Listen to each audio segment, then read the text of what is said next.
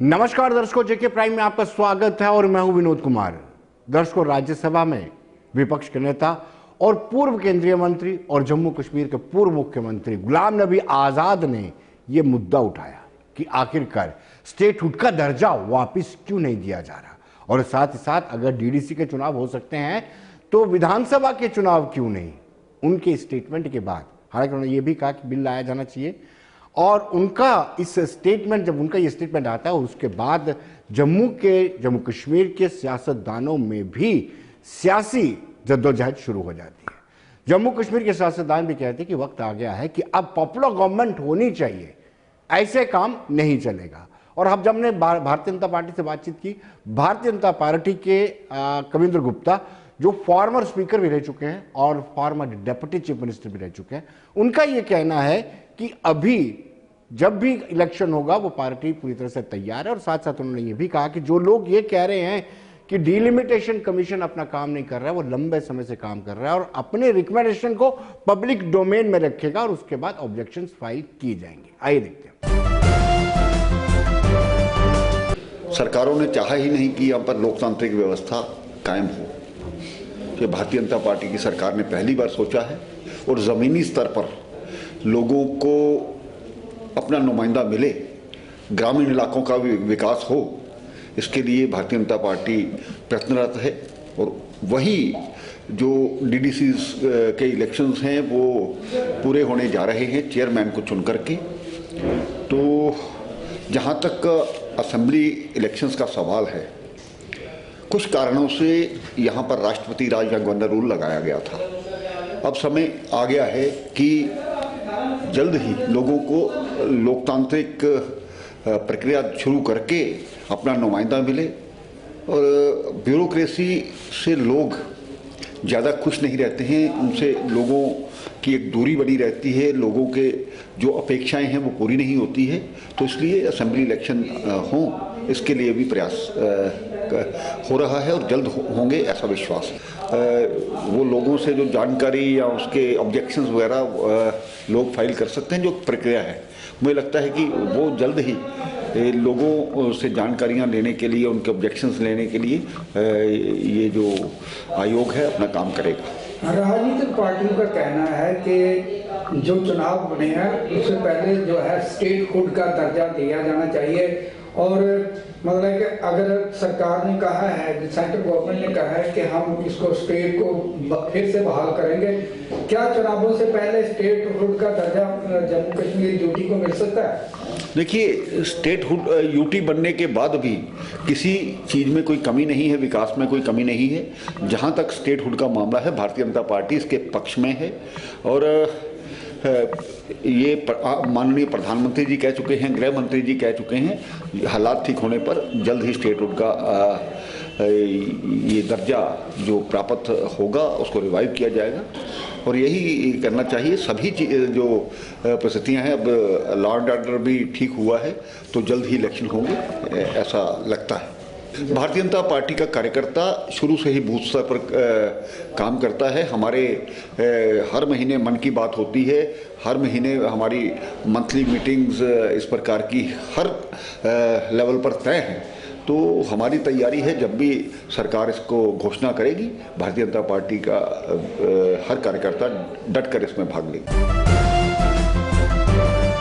दर्शकों, हमने national conference से भी बातचीत की और नेशनल कॉन्फ्रेंस का ये कहना था कि पहले स्टेटहुड का दर्जा वापस मिलना चाहिए। और जब हमने ये पूछा, शेख नज़ीर की हम बात करें, जब हमने ये पूछा कि क्या स्टेटहुड का दर्जा नहीं मिलेगा तो इलेक्शन नहीं लड़े जाएंगे, तब उन्होंने कहा नहीं, हम पब्लिक के बीच में जाएंगे।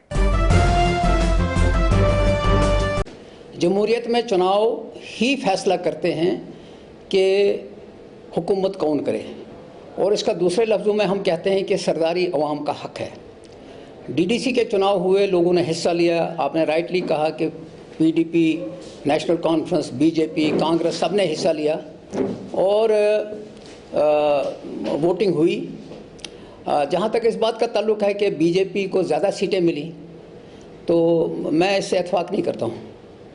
वो कुछ अपने जगह कुछ भी कह सकते हैं और हम अपनी जगह कुछ भी कह सकते हैं, लेकिन जिस तरह से ये चुनाव कराए गए उस तरह से जो रिज़ल्ट आए हैं उसमें लोगों की रिजेंटमेंट इसीलिए है कि बीजेपी ने या इस हुकूमत ने डीडीसी के चुनाव को अहमियत दी, लेकिन असेंबली के चुनाव को अहमियत नहीं दी। इस रियासत को जब तोड़ा गया उसके बाद लोगों ने ही फैसला करना था कि कैसे चलना है, मगर इन्होंने ऐसा नहीं किया।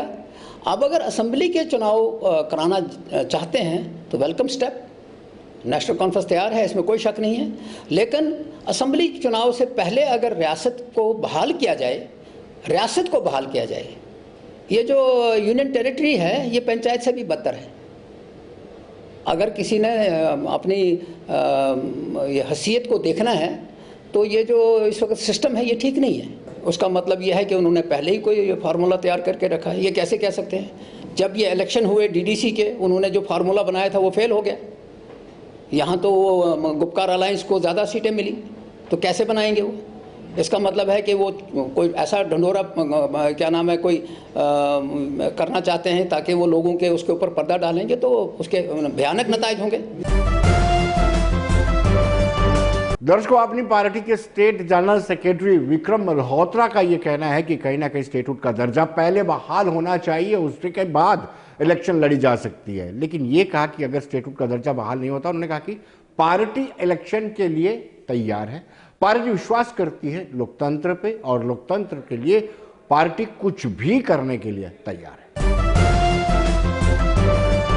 देखिए, हमारा जैसे आपने सही कहा, हमारा जो फाउंडेशन है पार्टी का बनने का, वही स्टेटहुड की डिमांड जो थी वो हमारी बेसिक डिमांड थी।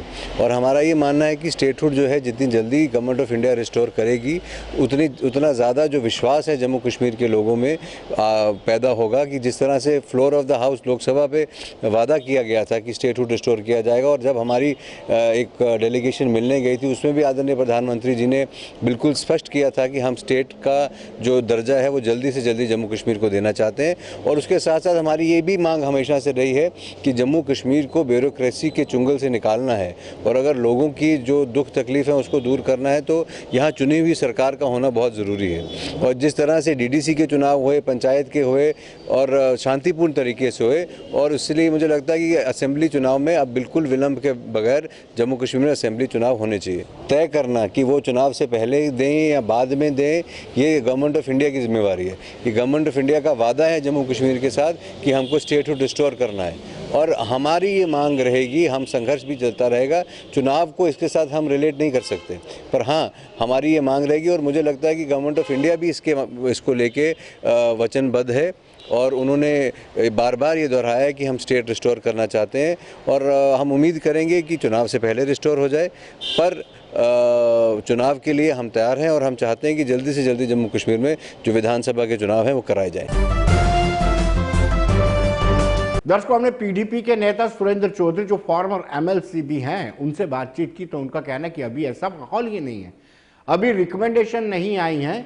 अगर जो डिलिमिटेशन कमीशन कंस्टिट्यूट किया गया है उसकी जब तक रिकमेंडेशन नहीं आती, क्या वो काम कर भी रहा है, इसको लेकर के संशय है। ऐसे में अभी ये कहना कि पार्टी इलेक्शन लड़ेगी इसका कोई रेलेवेंस नहीं रहता। पहले तो आपका जो कहना है कि असेंबली चुनावों की तैयारी शुरू होगी, हमें तो कहीं दिखती नहीं है कि असेंबली चुनावों की तैयारी कहीं शुरू हुई है। क्योंकि अगर जब इलेक्शनों का प्रोसेस शुरू होता है, वोटर लिस्टें रिवाइज की जाती हैं, ऑफिसरों को डायरेक्शन जाती है, पोलिंग ऑफिसर, प्रिजाइडिंग ऑफिसर वगैरह उनके लिए लिस्टें मांगी जाती हैं, तो ऐसा कोई प्रोसेस हुआ, कोई ऐसा चल नहीं रहा। और दूसरी बात है, अभी तो डीडीसी इलेक्शन खत्म हुआ और डीडीसी इलेक्शन का भी उसी का जो अभी डिस्ट्रिक्ट के जो चेयरमैन चुनने हैं काउंसिल के, अभी तक वो नहीं चुने गए। तो जब तक ये सारा प्रोसेस कंप्लीट नहीं होता मैं नहीं मानता कि कहीं प्रोसेस शुरू है। और दूसरा सबसे बड़ी बात है कि दिल्ली की सरकार ने खुद कहा कि डिलिमिटेशन जम्मू कश्मीर रियासत में की जाएगी। अगर डिलिमिटेशन करनी है तो डिलिमिटेशन से पहले कैसे असेंबली इलेक्शन हो सकता है? तो लिहाजा पीपल्स डेमोक्रेटिक पार्टी की हमेशा एक डिमांड रही है कि असेंबली इलेक्शन जल्दी होने चाहिए, क्योंकि लोगों की सुनवाई नहीं हो रही, लोगों को पूछा नहीं जा रहा। अफसरशाही जो है वो ज़्यादा हैवी है और अफसर जो है लोगों को अपने दफ्तरों में भी नहीं आना देते। जब भी लोग ऑफिसरों को मिलने जाएँ तो ऑफिसर एक ही बात कहते हैं, जी हमारी वीडियो कॉन्फ्रेंसिंग चल रही है, हमारी मीटिंग चल रही है। वेयर लोगों की कहीं सुनवाई नहीं, तो लोग बड़ी मुश्किल में हैं, दुविधा में हैं। नौजवान युवा जो बेरोजगार है वो सड़कों पर है, किसान आप आपके सामने पूरे देश में एक प्रताड़ित किया जा रहा है और एक अफरा तफरी का माहौल है पूरी देश के अंदर। और रियासत तो वैसे भी आज एक बड़े क्रूशियल जंक्शन से निकल रही है। रही बात, आपने बात की कि पीपल्स डेमोक्रेटिक पार्टी का स्टैंड क्या होगा, एक चीज़ मैं आपको क्लियर करूँगा, जब तक असेंबली इलेक्शन सामने नहीं आते, वो सरकार ओपनली आके डिलिमिनेशन करनी है या नहीं करनी, अगर डिलिमिनेशन के बिगाड़ असेंबली इलेक्शन कराने तो सरकार पहले अपना स्टैंड क्लियर करे, इलेक्शन कमीशन अपना स्टैंड क्लियर करे। जब वो इलेक्शन कमीशन अपना स्टैंड क्लियर करेगा कि भाई हमने इलेक्शन करवाना है और कब करवाना, जब ये बात होगी या कोई सामने कोई क्लियरिटी आएगी तो फिर हम अपना स्टैंड क्लियर करें। आज हम कैसे कह सकते हैं, जब ना कोई असेंबली इलेक्शन की हमें दूर दूर तक कहीं नजर नहीं आ रहा ना दिख रहा है, तो हम कैसे कह सकते हैं कि भाई पार्टी पार्टिसिपेट करेगी या ना करेगी? क्योंकि सियासत ख्वाबों में नहीं की जाती, सियासत हकीकत में होती है। तो हम ख्वाब में नहीं जी रहे, हम हकीकत में, और हकीकत यह है कि 370 पीपल्स डेमोक्रेटिक पार्टी का एक स्टैंड है और स्टैंड पे हम कायम है कि हमारा जो स्पेशल स्टेटस है वो बहाल किया जाए, रियासत को जो यूटी बनाया है वो यूटी द्वारा बहाल की जाए। यह रियासत महाराजा हरि सिंह की है, ये 370 हमें महाराजा हरि सिंह ने दिया हुआ है। ये रातों रात जो उन्होंने गुंडागर्दी करके तोड़ा गया है, हम इसको नहीं मानते। तो दर्शकों, इसमें कोई दो राय नहीं है कि कांग्रेस ने कभी इलेक्शन का बाइकॉट नहीं किया है और ये तारीफ भी करनी चाहिए। हालांकि कई बार कांग्रेस को नुकसान भी उठाना पड़ा, लेकिन इस बार भी कांग्रेस पार्टी के chief spokesperson advocate Ravinder Sharma से जब हमने बातचीत की तो उनका भी यही कहना था कि पार्टी इलेक्शन के लिए तैयार है, लेकिन केंद्र सरकार को पहले इस पर अपना स्पष्ट करना होगा, अपना नजरिया स्पष्ट करना होगा, क्या स्टेटहुड का दर्जा बहाल किया जाएगा या नहीं। फौरी तौर पे राज्य का दर्जा बहाल किया जाए और ज़मीन और नौकरी का हिफाजत की जाए और चुनाव कराए जाए, क्योंकि 2.5 साल से जम्मू कश्मीर में चुनी हुई सरकार नहीं है। जम्मू कश्मीर लोकतंत्र नहीं है क्या? ये लोकाशाही जो देश की जमहूरियत है उसका हिस्सा नहीं है क्या? क्यों 2.5 साल से जो है वो जम्मू कश्मीर को, लोगों को, वो सेक्रेटरीट के दरवाजे बंद हैं, अफसरों के दरवाजे बंद हैं, लोगों को कोई पूछता नहीं। कोई भी सरकार बने, किसी की भी सरकार बने, लेकिन लोगों को क्यों महरूम रखा है? और स्टेट को तोड़ करके, विभाजन करके, आपने डाउनग्रेड करके जम्मू कश्मीर के अस्तित्व में ख़त्म कर दिया। इसलिए ये हमारी जायज़ मांगे थी और हमने डे 1 से यही कहा था कि हमने कहा कि आपने विशेष दर्जा ख़त्म किया, उसके साथ साथ यहाँ का दर्जा भी ख़त्म कर दिया, पहचान भी ख़त्म कर दी, डोगरा रियासत की पहचान भी ख़त्म कर दी, अधिकार भी ख़त्म कर दिए, लोगों के अधिकार ख़त्म हुए। और जिस तरह से आपने देखा, वैसे तो आप ठीक कहते हो कि रात को किसी दिन फैसला होना है कि सुबह नोटिफिकेशन निकलनी है और फिर सारे चुनाव आयोग और सारी चीज़ें जो है वो उसी के मुताबिक प्रक्रिया करेंगे, क्योंकि डीडीसी इलेक्शन में हम ये देख रहे हैं कि रातों रात एक नया कानून बन गया और जो बीडीसी के चेयरमैन, जिनको इख्तियार दिए थे कि डीडीसी का चेयरमैन वो चुनेंगे, उनके अधिकार ख़त्म हो गए और नया चुनाव, डायरेक्ट चुनाव जो है वो करना शुरू कर दिया। अपनी मर्जी से डिलिमिटेशन की, अपने मर्जी के मुताबिक हदबंदी की, रिजर्वेशन की और उसके बाद फिर डीडीसी चेयरमैन की अब यही प्रक्रिया चल रही है कि कोई सुनवाई नहीं। और इसका संविधान कहता है कि 20 में से 7 सीटें महिलाओं के लिए होनी चाहिए, लेकिन सिर्फ 6 ही सीटें दी हैं। तमाम ऑब्जेक्शन जो दिए हैं उनको किसी ने पूछा नहीं और एक फॉर्मेलिटी की जाती है। ये बड़ी दुर्भाग्यपूर्ण बात है। एससी और एसटी के लिए भी जहाँ सबसे बड़ी संख्या है वो सीट जो है जिला रिजर्व होना चाहिए, संविधान कहता है, लेकिन संविधान को भी आज धज्जियाँ उठती हैं। और इसलिए आगे भी डिलिमिटेशन कमीशन को 1 साल होने वाला है। हमें नहीं पता कि डिलिमिटेशन कमीशन कहाँ है।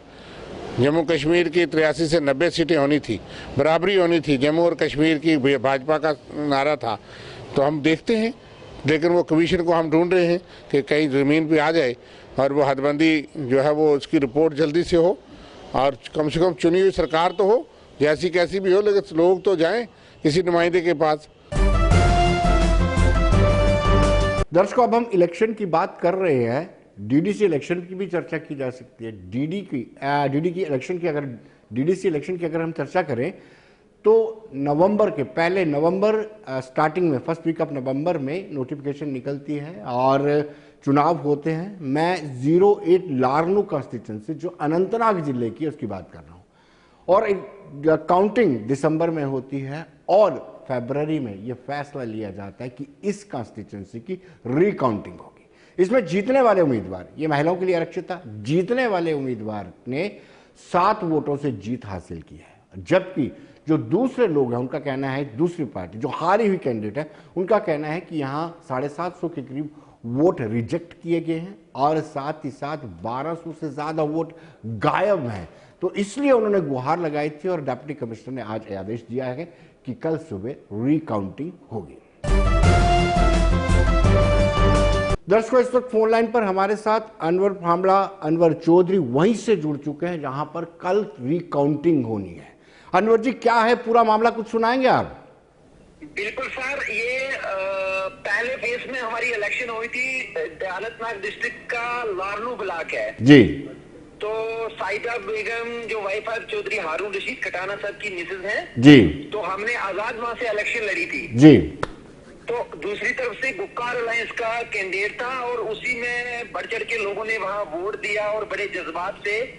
तो जब हमारी काउंटिंग हुई और काउंटिंग में ही गड़बड़ हो गई और 7 वोट से उनको जितवाया है क्योंकि जिसमें 750 वोट हमारे रिजेक्ट किए हैं जी और 1215 वोट विनोद जी गायब हैं, उनका आता पता ही कोई नहीं है। जी। तो हमने उसी वक्त जो उस वक्त के मौजूदा डीसी थे के सिद्धा, हमने उसी वक्त पहली एप्लीकेशन उनको लगाई कि भाई हमारा राइट बनता है, 7 बड़ा कम मार्जिन है जी, तो हमारी रिकाउंटिंग करो। तो उस वक्त हमारी बात नहीं मानी गई। तो उसके बाद हमने इलेक्शन कमीशन के आगे अपील दायर की अपने एलजी सेना साहब के आगे और उन्होंने हमारी अपील दायर करके एक अथॉरिटी बनाई है जी। तो हम उनका शुक्रगुजार हैं जिसका रिजल्ट कल 11 बजे हमारे सामने है। अनवर जी, क्या आपको लगता है कि अब जब काउंटिंग होगी इसमें धांधलियां नहीं हो पाएंगी? जी बिल्कुल, इंशाल्लाह बिल्कुल आवाम की जीत होगी। क्या आपको लगता है कि धांधलियां प्रशासन से मिलकर के, एडमिनिस्ट्रेशन से मिलकर के करवाई गई थी जब काउंटिंग हुई थी?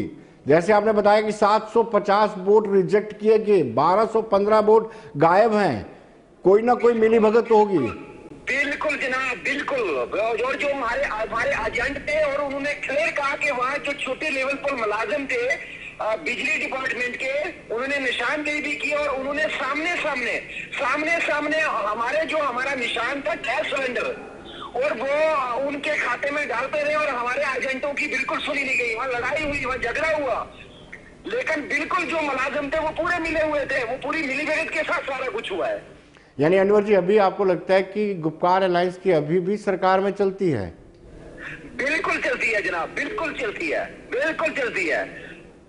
बहुत बहुत शुक्रिया अनवर जी। तो दर्शकों, आपने देखा, बड़ा इंटरेस्टिंग मामला है। कल नए सिरे से मतगणना होगी और जो कैंडिडेट 7 वोटों से हारा है उसकी किस्मत बदल सकती है क्योंकि 750 से ज़्यादा वोट रिजेक्ट है और 1215 वोट गायब है।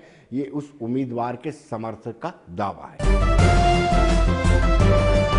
तो दर्शकों, अब हम बात करेंगे कोविड-19 की। कोविड-19 की बात करते हैं तो वैक्सीन का दौर जारी है और वैक्सीन पहले जो फर्स्ट फेज था, फर्स्ट फेज में कोरोना योद्धाओं को, यानी जो हेल्थ सेक्टर से जुड़े हुए लोगों को, उनको वैक्सीन लगाएगी। और अब जो है डॉक्टर्स हैं या फिर दूसरी बात कहें मुलाजिम है या पैरामिलिट्री फोर्सेस के लोग हैं, उनको भी वैक्सीन दी गई है। आज पुंछ में भी, जिला पुंछ में भी दी गई, अखनूर में भी दी गई और बाकी दीगर जगहों पर भी वैक्सीन दी गई।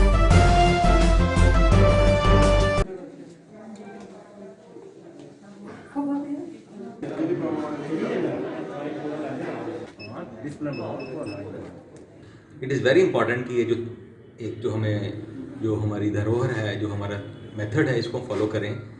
सेलिब्रेशंस का, अवेयरनेस करने का लोगों को, इसमें कोई कमी ना आए। क्योंकि कैंसर एक डेडली डिजीज़ है और हमें इसको अर्ली डिटेक्शन प्रिवेंशन की तरफ से जो भी ध्यान है वो कभी भी हम इसको छोड़ नहीं सकते। तो इस साल की जो थीम है उसको बोलते हैं आई एम एंड आई विल। पिछले सालों की जो थीम थी वो थी आई कैन वी कैन। इस पर हमने जो चेंज किया है, हमारे जो हेल्थ ग्रुप्स हैं, I will, I am and I will. That means I am because I am a part of the organisation जो कैंसर को प्रिवेंट करने में, रोकने में, डिटेक्शन में हम साथ चलेंगे। और आई विल मीन्स हम कुछ ऐसे ऑर्गेनाइजेशन से जुड़ेंगे, ऐसे काम करेंगे जिसमें कैंसर को प्रिवेंट करने के लिए, हम अर्ली डिटेक्ट करने के लिए या ख़त्म करने के लिए एफर्ट किए जाएंगे। So I am and I will जो इस थीम है, इसी को लेके हम चलते हैं, चलेंगे कुछ अगले 2-4 सालों के लिए, ताकि एक हमारी पूरी की पूरी community, I will, I M, that means खाली मैं हेल्थ वर्कर नहीं, एक बिजनेसमैन, एक जर्नलिस्ट, एक गवर्नमेंट का जो ऑर्गेनाइजेशन है, एक एनजीओ है, सब इकट्ठे चलेंगे, वो सब IIM में इंक्लूड होंगे। एंड आई विल मीन्स की जो भी ऑर्गेनाइजेशंस हैं सारी, वो एफर्ट करेंगी कैंसर को अर्ली डिटेक्शन, प्रिवेंशन, जो पेशेंट्स ठीक हुए हैं उनको रिहेबिलिटेट करने की। सो ये सारा एक दैट मीन्स कि हम सोसाइटी को इंक्लूड करना चाहते हैं कैंसर केयर में। हम चाहते हैं कि खाली ये सारी रिस्पॉन्सिबिलिटी हेल्थ वर्कर को ना दी जाए। हमारे इस हॉस्पिटल में भी आज जो फ्रंट लाइन वर्कर हैं, इसमें हम म्यूनसिपलिटी कॉरपोरेशन के आज इंटरटेन किए हैं, इसमें पुलिस के, रेवेन्यू के जो फ्रंट लाइन वर्कर रहे हैं उनका आज ये फेज चालू हुआ है। इससे पहले हम हेल्थ वर्कर का जो था उनका टेन्योर था, उस पहले फेज में उनको लिया गया। तो गवर्नमेंट का ये बहुत अच्छा स्टेप है। स्टेप वाइज इन्होंने पहले हेल्थ वर्कर को वैक्सीनेट किया, वैसा प्रोग्राम चलाया। अब जो इन्होंने दूसरा फ्रंट लाइन वर्कर जो कोविड के दौरान म्यूनसिपल कॉरपोरेशन के लोग जो पूरे दिलो जान से अपना काम किया, उन्होंने पूरा अपने काम का निर्वहन किया और ये अच्छा स्टेप है। इसके साथ साथ रेवेन्यू और पुलिस ये भी शाना बशाना पूरे कोविड के काल में इन्होंने ज़बरदस्त तरीके से काम किया और सराहनीय है। मैं एक बार फिर से आपके माध्यम से अपनी सरकार का, केंद्र सरकार का, अपनी यूटी की एडमिनिस्ट्रेशन का और अब ज़्यादातर मैं उन साइंटिस्ट जो हमारे बायोकेमिस्ट हैं उनका धन्यवाद करूंगा जिन्होंने अपनी पूरी जी तोड़ मेहनत लगा के ये वैक्सीन इस ह्यूमैनिटी के लिए दी, ऐसा तोहफा दिया और ये सभी इसको कबूलें और सभी अपनी टर्न पे आए और इम्यूनाइज होके जाए। ठीक है।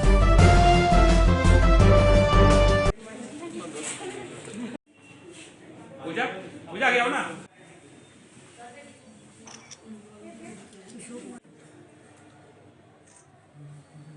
अगर कोई प्रॉब्लम होगी तो डॉक्टर साहब को बताना है और अगर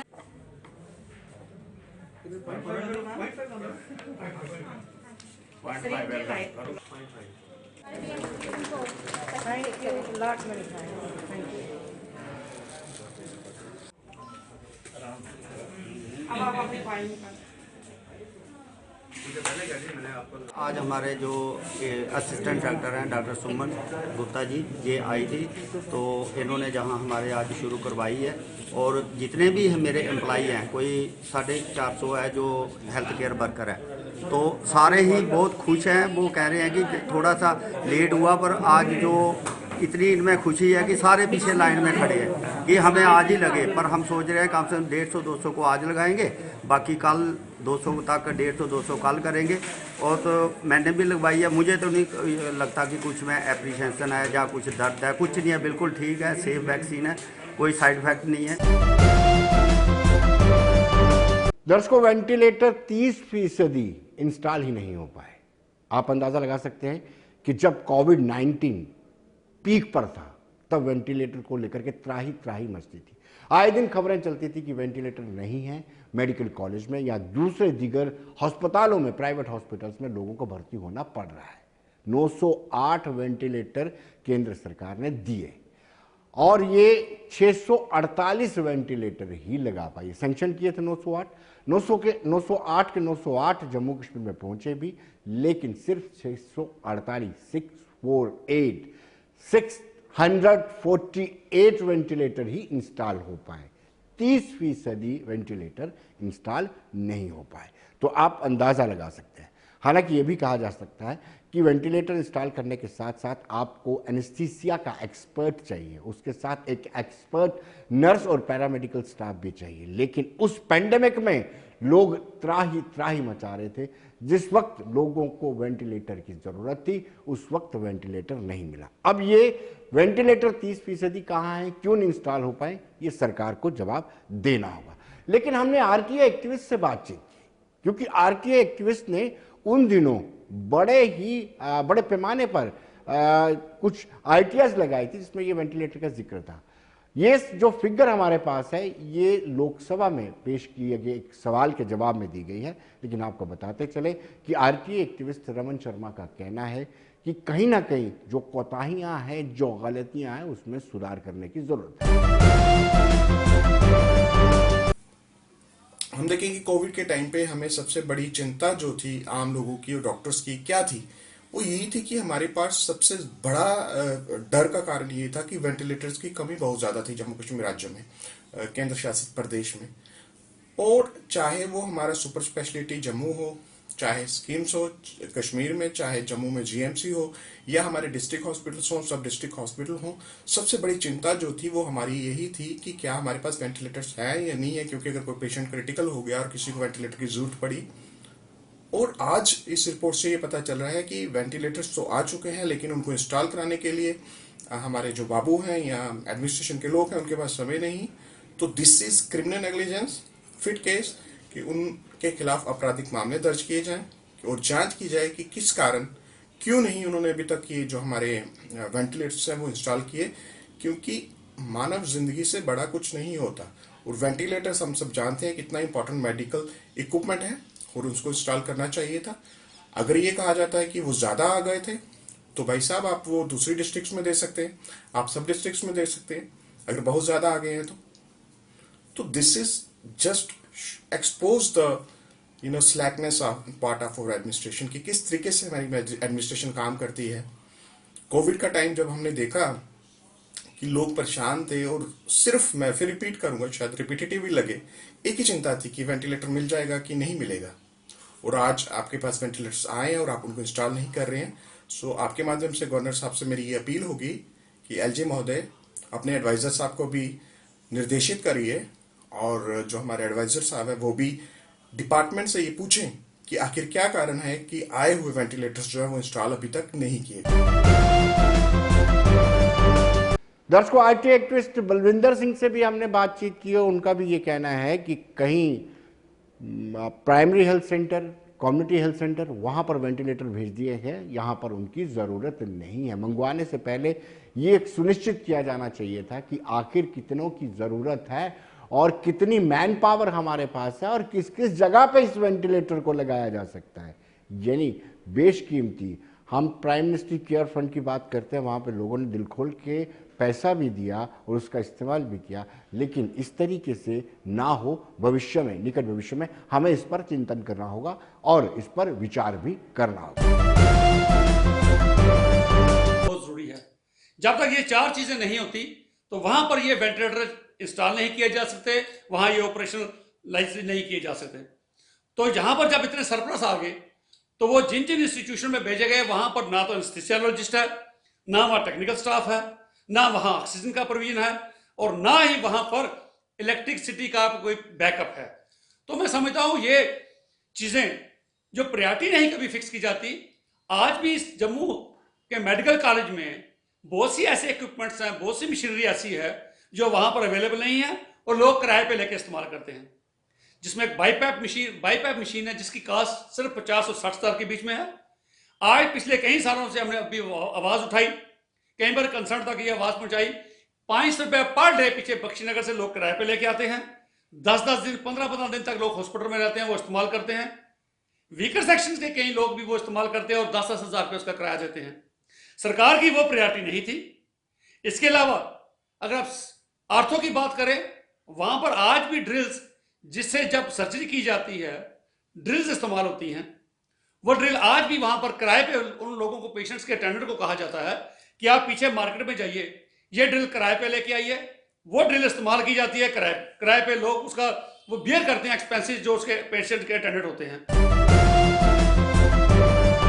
तो दर्शकों, बने रहिए देश दुनिया की खबरों के लिए और मुझे दीजिए इजाजत। नमस्कार।